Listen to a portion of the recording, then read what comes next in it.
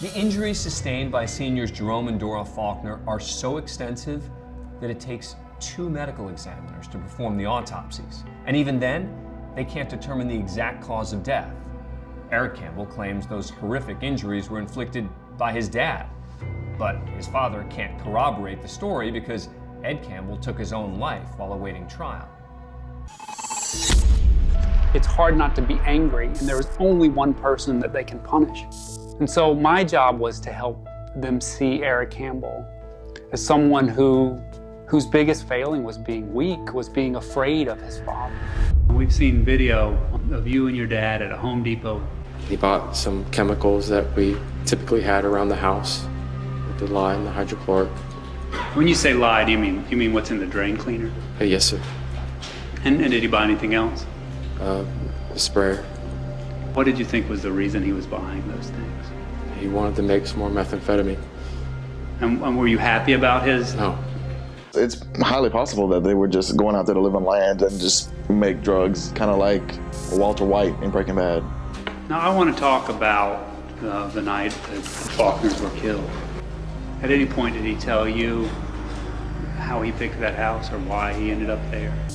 He said that he had seen a man at the end of a driveway in a truck that he wanted.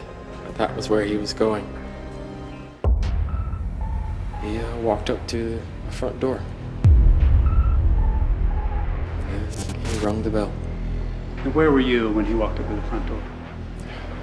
At the corner of the house. I started hearing yelling. People saying, "Get out of my house. You're not welcome here." And then what did you hear? Somebody screaming, "God help us," and a gunshot. And what was going through your mind when you heard all that? I was afraid that somebody had just been shot. You can kind of picture yourself there and thinking how he would think as far as, wow, my father just shot somebody and there's somebody in here screaming, "Help me," while you're standing outside not knowing what to do. You're literally a deer in headlights at that point. My dad came back out. He grabbed me by my coat and just pulled me inside. What happened when you were inside? What'd you see? Just seeing an arrow that was in somebody's chest and thinking that's not supposed to be there. Did you try to fight your father and stop him from doing this? I'm sorry, you're gonna have to answer. No, I didn't. Why not? Because it happened very fast. I didn't know what to do.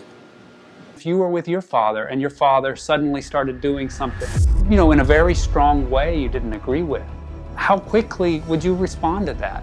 How confident would you be able to respond to that? I mean, we know from other evidence at some point that Mr. and Mrs. Faulkner's bodies were placed in their truck. Do you know how that happened? My dad eventually told me that we needed to move them. Now, did your dad tell you any reason why he wanted their bodies? He was going to make a mask of his face and wear it. What did you think when your dad told you that that was his plan? It's crazy. It's utterly crazy.